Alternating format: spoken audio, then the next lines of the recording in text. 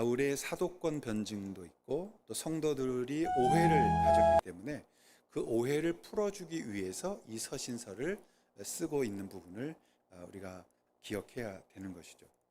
그래서 여러 가지 교회 분쟁, 그리고 혼란스러움, 그리고 다툼, 그런 부분 가운데서 바울은 자기가 복음으로 그들을 낳았다라고 말씀하시면서 내가 복음으로 너희를 낳았기 때문에 너희들을 내 자녀로, 내 자식으로 생각하면서 위로해주고 권면하는 그런 이 서신서라고 말할 수 있습니다. 이 고린도후서는 바울의 사역과 신학을 이해하는데 굉장히 중요한 것입니다. 그래서 우리가 이 후서에 대해서 설교의 말씀을 나누죠. 고린도후서의 설교는 많이들 안 하시는 것 같다라는 제 사견을 말씀을 드렸는데, 왜 그러냐면 다시 한번 말씀드리지만 여기에는 어떤 개인적인 일들, 그리고 바울의 좀 연약한 부분, 그리고 서로가 다투어서 굉장히 힘들어하는 그런 설교이기 때문에 좀 설교가들이 피해가는 것이 아닌가라는 생각을 하게 되어지는 것이죠. 오늘 우리가 나눌 이 본문에서의 가장 중요한 키워드는 위로입니다. 위로. 우리가 어떻게 하나님의 인치심을 받았다고 말할 수 있는가? 여러분, 우리가 하나님의 자녀입니다. 나는 하나님을 믿습니다. 나는 하나님을 내 아버지로 고백했습니다. 다 이 모든 것들이 뭐냐면 인치심이에요. 그러니까 인이라는 건 도장, seal이라는 거죠. 거기에 찍는 겁니다. 지금도 그걸 사용하는 데가 있고, 옛날에는 이제 납을 가지고 이렇게 딱 편지를 다 한 다음에 거기에 딱 접어가지고 거기다가 이제 이 인을 딱 박으면 이걸 한번 띄면 다시는 쓸 수가 없었기 때문에 아주 그 보안을 유지하는 그런 사용어로 그 인을 썼단 말이죠. 그러면은 한 번 인치심을 받은 자는 우리가 주님 앞에서 인치심을 받은 것인데, 그것은 버려질 수가 없고 후회할 수가 없고, 그리고 이것에 대해서 다시 받을 필요가 없다라고 성경이 말하고 있다는 것입니다. 고린도 후서에 가면 5장과 같이 죽음 이후의 삶에 대한 것을 가르치는 부분이 있습니다. 바울이 나중에 너희들이 예수 믿고 죽었지만 어떻게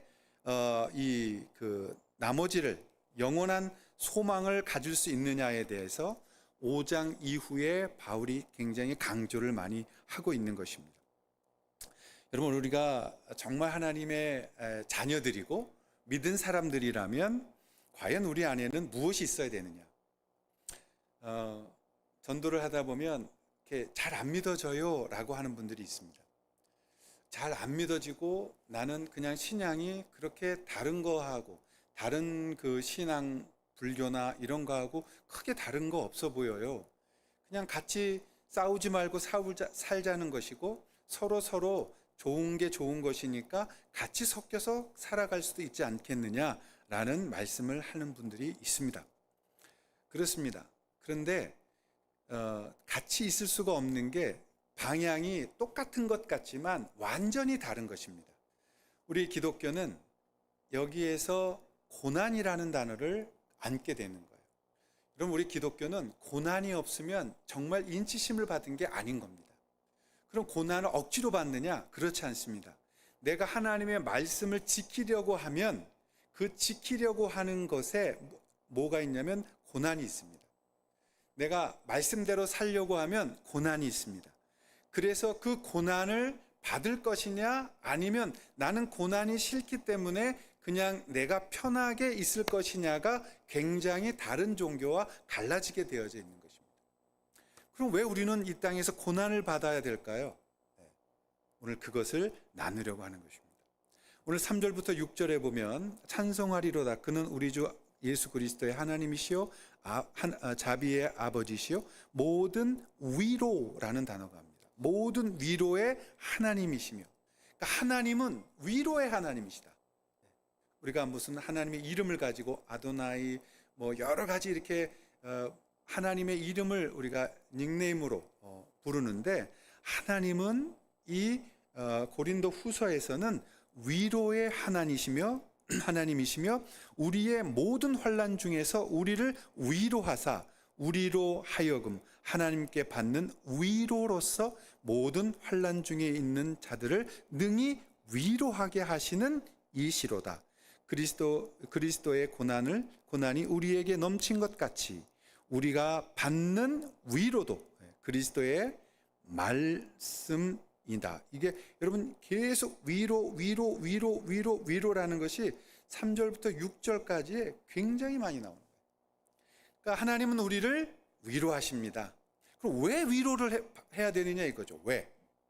그냥 위로 안 받고 우리끼리 웃으면서 살 수도 있는데 왜 꼭 위로를 받게 되어져 있느냐? 왜냐하면 우리 그리스도인들은 어느 색이든 신앙 고백을 하는 순간부터 여러분 세상과는 구별되어지기 때문에 그렇습니다. 그래서 그 세상과 구별되어지기 때문에 우리는 세상의 핍박을 받게 되어져 있는 것입니다. 그렇기 때문에 오늘 이 고린도 후서에서 계속해서 위로를 받게 하려는 것이다. 위로가 너희 속에 역사하여 우리가 받는 것 같은 고난을 너희도 견디게 하게 할 것이다. 그래서 여러분 그리스도인들은 위로를 받습니다. 그 위로를 가지고 무엇을 하느냐? 고난을 견디고 이겨나갈 수 있도록 만들어가는 게 위로입니다. 그럼 우리가 건강한 신앙생활을 하고 있다면, 하나님 말씀대로 살아가고 있다면 우리는 불편함이 있을 겁니다.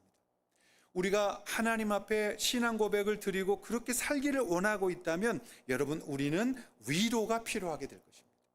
그래서 그 위로를 통해서 우리는 하나님 앞에 나아가는데 그 첫 번째 위로는 하나님의 말씀인 거죠. 그래서 그 말씀이 우리로 하여금 다시 일어나게 하고 그 고난을 이겨나가게 하고 그리고 그것에 대하여 하나님 앞에 성숙한 자로 성장해 갈 수 있도록 만들어가는 것입니다. 그렇다면 왜 우리는 고난을 받게 되어 있는 거냐라는 것을 말하는 겁니다. 여러분 이 땅이 죄악에 사로잡혀 있기 때문에 우리는 이 고난을 받게 되어 있습니다. 모든 아이들이 무슨 죄가 있겠어요? 그러나 이 죄는 유전입니다. 유전자가 죄를 졌기 때문에 누구든지 아무런 죄가 없이 내가 태어난 것 같으나 태어나는 순간으로부터 모든 인간들은 죄의 씨를 가지고 태어나게 됩니다. 그러니까 우리가 아무리 무엇을 해도 우리는 하나님을 영화롭게 하지 못한다는 것입니다. 하나님을 기쁘게 하지 못한다는 것입니다. 그래서 의인은 없습니다. 아이들도 태어날 때부터 죄를 가지고 태어나는 것입니다. 왜냐? 죄에 감염이 되어 있기 때문에 그렇습니다. 우리가 우리의 피를 혈액형을 못 바꿉니다. 우리가 아무리 노력해도 우리의 죄를 우리 스스로 씻어낼 수가 없습니다. 왜냐? 원래 태어날 때부터 그 죄의 유전자를 가지고 태어나기 때문에. 그럼 여러분, 그 유전자를 태어난 자가 누구를 닮아가겠습니까? 죄인을 닮아갑니다. 그래서 인간은 의인이 하나도 없다고 성경은 이미 말씀해 놓은 겁니다. 의인은 없습니다. 더 조금 마음이 좋아서 착한 사람이 있고, 그러나 그 착함도 나를 중심으로 가지고 있기 때문에 이기적인 착함입니다. 손해보는 착함은 없습니다. 내가 조금 더 다른 사람을 도와줄 수는 있을지언정 그 사람을 위해 죽을 수는 없습니다. 그렇기 때문에 안 되는 겁니다. 근데 여러분, 올라갈수록 우리가 그걸 맛볼 수가 있는 게 있어요. 뭐예요? 부모들의 사랑입니다. 부모들의 사랑. 우리 자녀들이 아플 때 내가 대신 아팠으면. 지금도 기억이 나는데요. 제 남동생이 있는데 그 남동생이 배꼽에 종기가 났습니다. 어렸을 때. 그래서 별걸 다 하는데 안 낫는 거예요. 뭐 고약을 갖다 붙이고 뭐 이렇게 해가지고 막 했는데도 안 되는 거예요. 그때 저희 어머니가 어떻게 하셨느냐? 거기에 거기다가 입을 대고 빨아댔습니다. 그래서 저는 그 옆에 그 꼬맹이였는데도 비유가 약해가지고 하고 있었는데 어머니는 망설이지 않고 그 큰 노랗게 되어 있는 거길 짜내고 입을 대서 빨아내셨다. 여러분, 거기까지 할 수 있는 거예요. 그게 최고의 이 땅에서의 선이고 최고의 이 땅에서의 의입니다.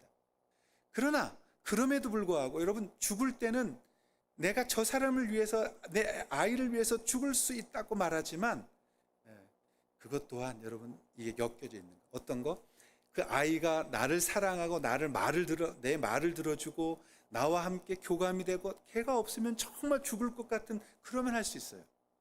그런데 자식 중에서도 말 안 듣고 밉게 하고 꼭 자기 고집대로 하고 그러면요, 정말 금방 죽을 것 같은 마음을 있다고 하면서도 우리는 그렇게 하지 못합니다. 6.25 때 너무너무 배가 고픈 시간들이었는데 빵을 한 조각을 구했대요. 근데 정말 보통 때는 항상 아이부터 또 빵을 찢어서 주고 그랬는데 배가 너무 고프니까요, 엄마 아빠가 먼저 한 입씩 베고 아이한테 떡과 빵을 주더라는 거예요. 그러니까 그건 어쩔 수 없는 거라고요. 그러면 왜 그렇게 됐느냐? 여러분, 사탄은 지금도 하나님의 이 아름다운 에덴을 깨뜨렸던 것처럼 우리를 통해서 이 세상을 망가뜨리게 만드는 것입니다. 여러분, 지금 과학이 발달하고 무슨 챗지피티가 나타나고 AI가 뭐가 나오고 여러분, 그게 무슨 상관이 있습니까? 솔직히 말해서 있는 사람 더 많아지고 없는 사람 더 가난해지고, 그리고 그들은 다 같이 망하게 되는 것입니다. 이런 상황 속에서 왜 그런 일이 벌어지느냐? 전쟁을 일으키고 다툼이 있고 질서가 없고 자기만 알고 우리만 알고. 여러분, 이것은 어두움의 권세 때문에 그런 것입니다. 어두움의 권세가 우리를 가만두지 않습니다. 그리고 이 영적인 이 전쟁을 하게 하고 하나님의 시간을 빼앗아 가려고 하는 것이 이 악한 자들의 생각입니다. 그래서 크리스찬들이 고난받는 겁니다. 그래서 크리스찬들이 이 땅에서 이유 없이 예수 믿는다는 그 이유 하나만으로 우리는 핍박을 받게 되어져 있습니다. 에베소 6장에 가면 10절부터 20절 뭐라고 되어 있습니까? 길어서 읽지 않겠습니다만 영적인 무기를 바울이 이야기하고 있습니다. 좀 길지만요, 제가 읽지는 않겠습니다. 너무 길어서. 갈라디아서 뒤에 가보시면 에베소서 마지막 6장에 10절부터 끝으로 너희가 주 안에서 그 힘의 능력으로 강건하여지고 마귀의 간계를 능히 대적하기 위하여 하나님이 전신갑주를 입으라. 그래서 씨름, 이게 씨름은 삿바잡고 하는 씨름이 아니고요, 전투예요. 전투. 혈과 육을 상대하는 것이 아니요 통치자들과 권세들과 어두움의 세상 주관자들과 하늘에 있는 악의 영들을 상대함이라. 근데 우리가 이런 어마어마한 악의 영을 어떻게 이기겠습니까? 우리가 이렇게 연약하게 신앙생활을 하면서 그냥 사실 크리스찬 문화에서 그 문화를 가지고 와서 우리가 예수님 믿고 예배드리고 교제한다고 하고, 여러분 그거 가지고 우리가 과연 승리할 수 있겠습니까? 못합니다. 우리는 승리할 수 없습니다. 그러나 한 가지가 있습니다. 뭐가 있냐면 위로자가 있다는 겁니다. 우리가 그렇게 연약하고 실패하고 무너짐 속에서 하나님이 보고만 계시는 것이 아니라 성령을 통하여 우리를 하나님의 강력한 힘으로 일어서게 만들어 주신다는 것입니다.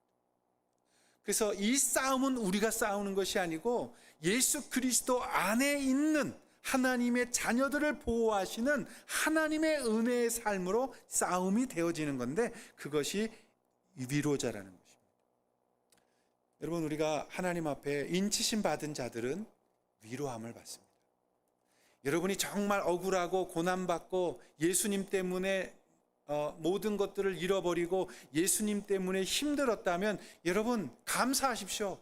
여러분 그것에 대해서 하나님 앞에 오히려 크게 할렐루야 외치십시오. 그러면 하나님께서 여러분의 영을 더 새롭게 하시고 여러분을 인치시고 여러분을 불러내셔서 하나님의 이 맛볼 수 없는, 세상이 맛볼 수 없는 영광을 우리 가운데 허락하시는 겁니다.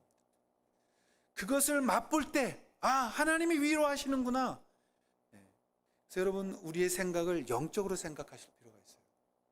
그냥 이건 어쩌다가, 우연이라는 단어는 없습니다. 우리 그리스도인들에게 우연은 없습니다. 우리는 하나님 앞에서 하나님이 주시는 하나님의 힘, 하나님의 인자하심, 하나님의 계획하심을 따라서 우리를 불러주신 겁니다. 여러분, 우리가 예수님 알아서 온 거 아닙니다. 우리가 엄마의 모태로부터 태어났기 때문에 예수 알게 된 것 아닙니다. 모태신앙은 없습니다. 한국에서 제일 못되게 가르쳤던 게 모태신앙이에요. 이 뱃속에서부터 교회를 다닐 수는 있지만, 여러분, 구원받고 하나님의 자녀가 되는 것은 하나님의 은혜인 것이지, 엄마가 믿어서 아들에게 유전으로 오는 모태신앙이라는 건 없습니다. 이 모태신앙 때문에 젊은이들이 전부 다 세상 밖으로 나갔어요. 여러분, 모태신앙은 없어요. 다시 말씀드리지만 모태신앙은 없어요. 엄마 뱃속에서 교회 다녀서 나올 때부터 엄마의 죄 이런 것들 다 용서받고 이런 것이 아니라고. 무슨 얘기하면 모태래. 3대 신앙이라고. 할아버지부터 4대째라고. 그게 뭐 어쨌다는 거예요, 도대체. 그게 왜 여러분의 신앙 앞에 서야 되느냐고. 예? 저희 아들, 딸들 다 그리스도 안에서 태어났고 그리스도 안에서 교육시켰지만 여러분 마음대로 안 돼요. 그건 하나님의 은혜만 있는 거예요. 그리고 더 필요하다면 어미의, 아비의 눈물이 필요한 거예요. 그 자녀들을 위해서 눈물로 기도할 때 그 눈물을 보시고 하나님의 긍휼하심이 우리를 하나님의 자녀 앞에 서도록 만드시는 거라 이 말이에요. 그래서 여러분, 오늘 1장 20절부터 22절의 말씀은 성도의 인치심에 대해서 말하는 겁니다. 성도의 인치심. 다시 한번 보면 하나님의 약속이 있다고요. 얼마든지 그리스도 안에서 예가 되는 것입니다. 그런즉 그로 말미암아 우리가 아멘 하여 하나님께 영광을 돌리게 되는다 이거죠. 여러분, 우리가 얼마든지 그리스도 안에서 예라고 하면 하나님이 그것을 받으시는 영광이 있다는 거예요. 우리를 너희와 함께 그리스도 안에서 굳건하게 하시고 우리에게 기름을 부으신 이는 하나님이시다.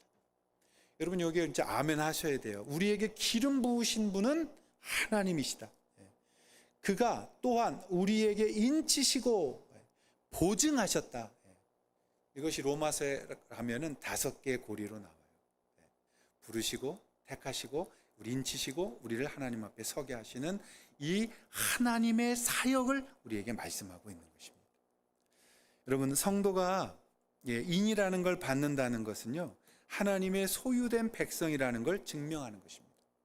지금은 인이라는 게 크게 이렇게 우리에게 다가오지 않지만 옛날에 로마 시대 때는 아까 말씀드렸던 것처럼 인장 하나가 굉장히 중요했어요.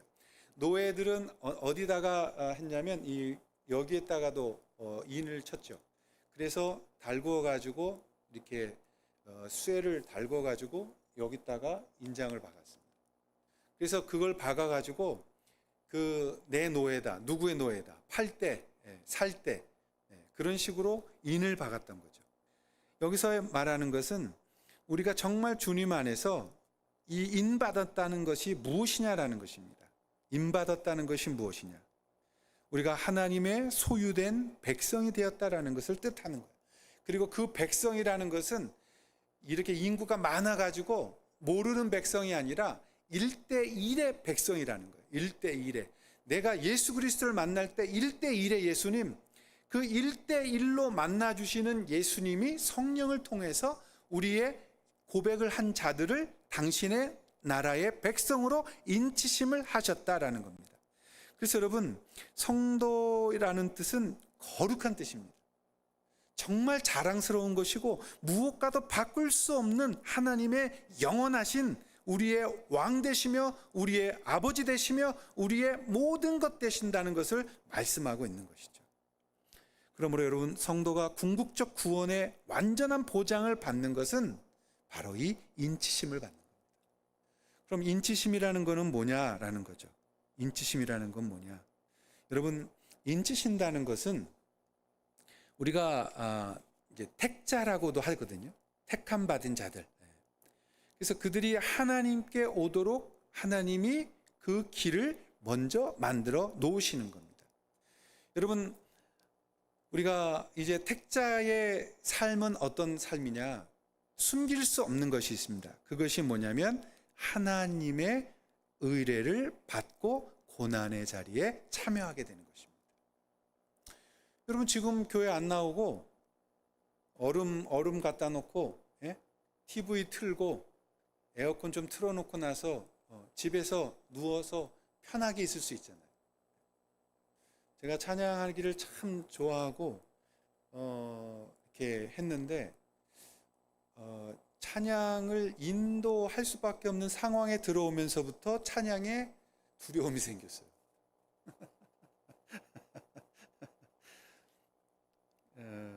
이게 뭐 나이의 탓도 있을 것 같고, 그럼에도 불구하고 혼자서 이렇게 제 방에서 말씀을 묵상하고 엎드려 기도하고 그리고 찬양을 이렇게 드리면 제일 먼저가 무조건 하나님의 은혜예요.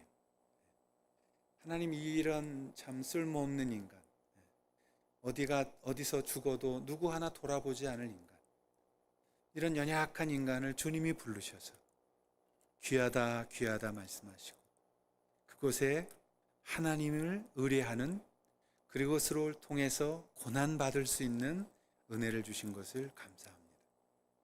그 은혜가 제 안에 있으므로 제가 어찌하든 주님의 삶 속에 쓰임받기를 구할 수 있는 그러한 고난을 받을 수 있다는 것이 감사하다는 거죠.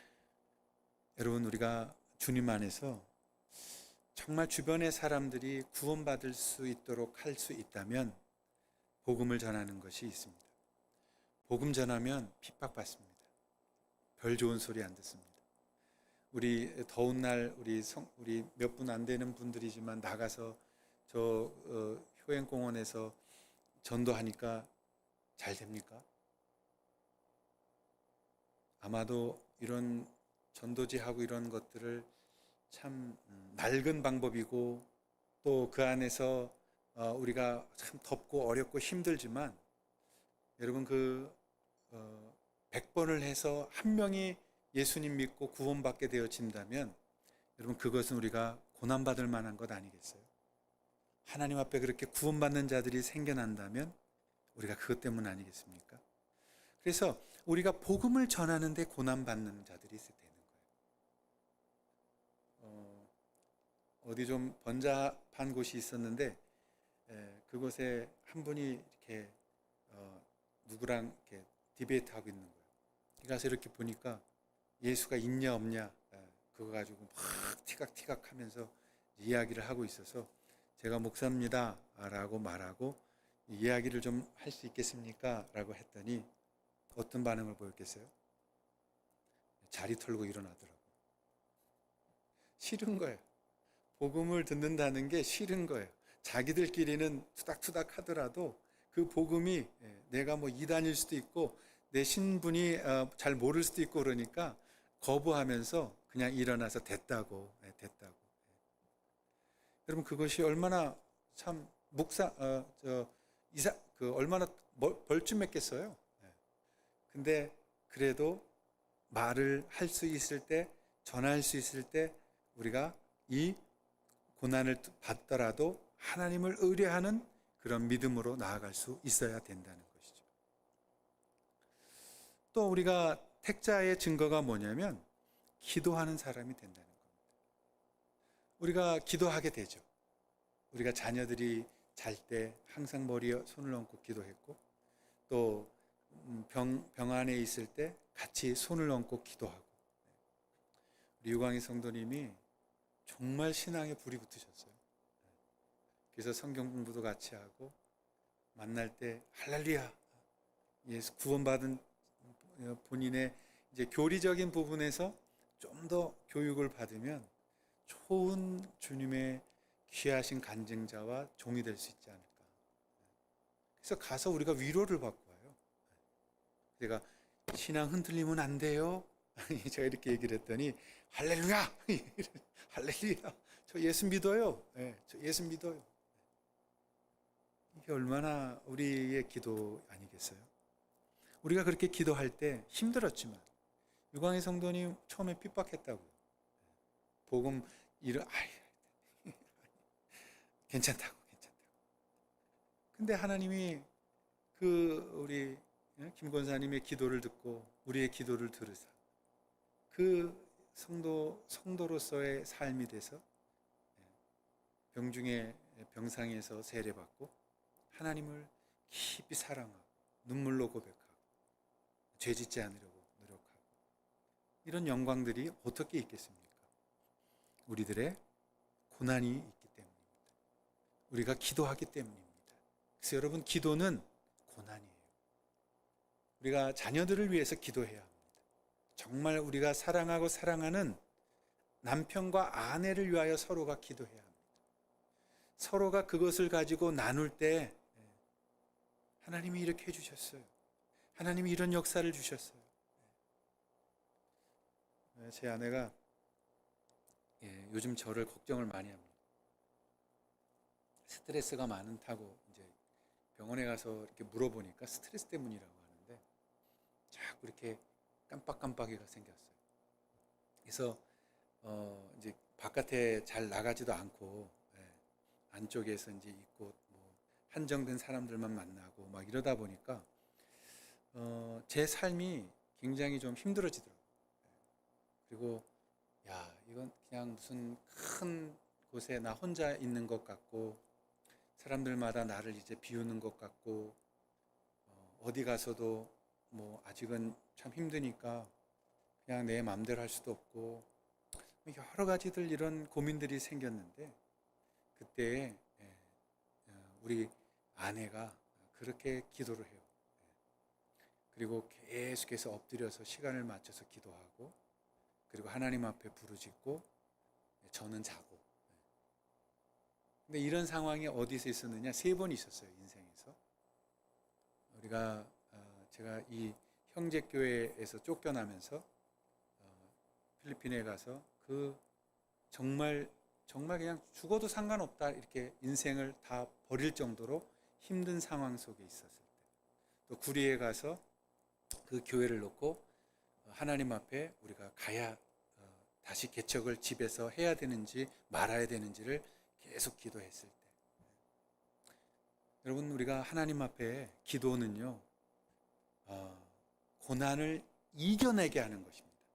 그래서 우리가 하나님 앞에 정말 기도할 때 우리가 하나님 앞에 인친자가 된다는 것을 성경은 말씀하고 있는 거예요. 마지막 하나만 더 말씀드리고 싶은데, 우리 인친자들은 어떤 고난이 오느냐? 은혜의 빛이 있기 때문에 핍박이 있는 거예요. 여러분, 우리가 하나님 앞에 꺼져 있으면 죽은 자를 건드는 자는 없어요. 그러나 살아있으면서 하나님을 찬양하고자 몸부림치고 하나님 앞에 믿음으로 서고자 몸부림치는 자들이 있다면, 여러분 주변에 여러분에게 이 은혜의 삶을 함께 나눌 수 있는 분과 기도하시는 거예요. 근데 그게 누가 제일 좋으냐? 부부가 기도하는 거예요. 그래서 여러분이 엄마로서 가족들을 위해 기도하고, 여러분이 아빠로서 그 아내를 위해 기도하고, 그리고 또 함께 부부가 기도할 때 하나님의 역사가 일어나는 빛을 볼 수 있는 것입니다. 처음에 쑥스럽죠. 기도하자. 여보 같이 기도합시다. 혼자서 합시다. 떨어져서 합시다. 근데 계속해서 기도할 때 하나님이 그 서로에 대한 긍휼한 은혜를 주시는 거예요. 그래서 여러분이 하나님 앞에 이 은혜의 빛이 있기 때문에 그 빛이 있는 자들이 핍박받는다는 것을 기억하셔서 하나님 앞에 기도하실 수 있기를 바라고, 그 빛이 비춰져서 주님의 영광 앞에 서시기를 바랍니다. 그것이 곧 우리가 받은 최고의 영광이며 주님 앞에서 우리가 그 길을 가고 있는 바로 순례자들이라는 것을 우리가 마음속에 깊이 새겨 넣어야 되는 것입니다. 그래서 히브리서 기자는 고난 있는 그 당시에 참 즐거워 보이지 않고 슬퍼 보이지만 어떻게 해요? 의의 평강한 열매를 맺는다. 그래서 히브리서 12장 11절 보시면은 우리가 그렇게 될지라도 고난이 당시에는 즐거워 보이지 않는 슬픔일지라도 우리가 의의 평강 열매를 맺을 것이다라고 말씀하고 있어요. 그래서 우리는 승리하고 기도하고 주님 앞에 나아가 우리에게 인친자를 바라보며 그 하나님의 자녀의 성도의 영광을 들고 이 가정과 교회와 하나님의 이 복음 받아야 될 자들을 향하여 우리가 그 길을 걸어 나아가는 복된 성도들이 되시기를 축원합니다. 그랬을 때 여러분 가정 안에 웃음꽃 필 것이며, 그렇게 됐을 때 교회가 교회다워질 것이며, 그렇게 되었을 때 우리의 삶이 하나님의 삶이 될 줄로 믿습니다. 기도하겠습니다. 하나님 아버지, 우리는 인친자들입니다. 그리고 그 주님을 사랑하는 자들입니다.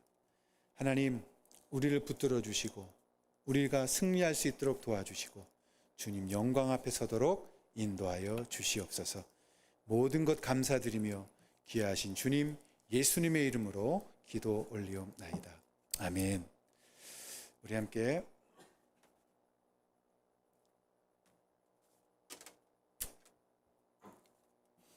자리 일어나셔서 우리 함께 기도해 함께 찬양하며 나아가시겠습니다. 우리 함께 기도해 주 앞에 나와 무릎 꿇고 긍휼 베푸시는 주 하늘을 향해 두 손 들고 하늘 문이 열리고 은혜의 빗줄기 이 땅 가득 내리도록 마침내 주 오셔서 주의 빗줄기 우리 위에 부시도록. 우리 한 번 더 우리 함께 기도해. 우리 함께 기도해 주 앞에 나와 무릎 꿇고 긍휼 베푸시는 주 하늘을 향해 두 손 들고 하늘 문이 열리고 은혜의 빗줄기 이 땅 가득 내리도록 마침내 주 오셔서 의의 빗줄기 우리 위에 부으시도록. 하나님 아버지, 우리가 함께 기도할 수 있도록 도와주시옵소서. 하나님 아버지, 우리가 정말 주님 앞에 무릎 꿇고 기도할 때 나아갔던 자녀들이 돌아오고 나아갔던 하나님의 힘들어했던 자들이 다시 힘을 얻고 주님 앞에 영광을 드리는 아름다운 공동체가 되리라고 믿습니다. 하나님이 더위와 여러 가지 참 많은 불편함들이 있음에도 불구하고 하나님이 작은 공동체 주님께서 빚어주셔서 주님이 기뻐하시는 사용받는 공동체 되도록 인도하여 주시옵소서.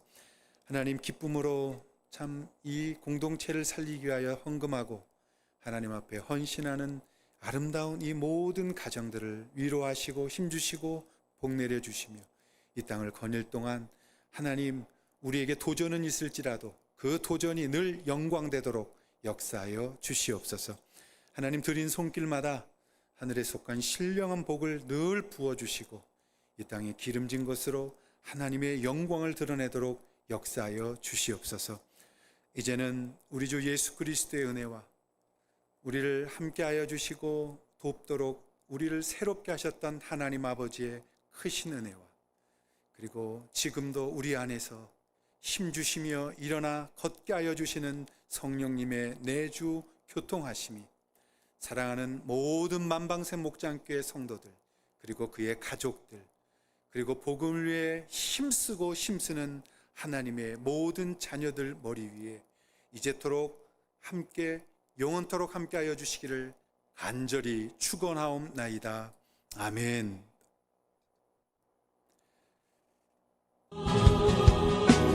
마침내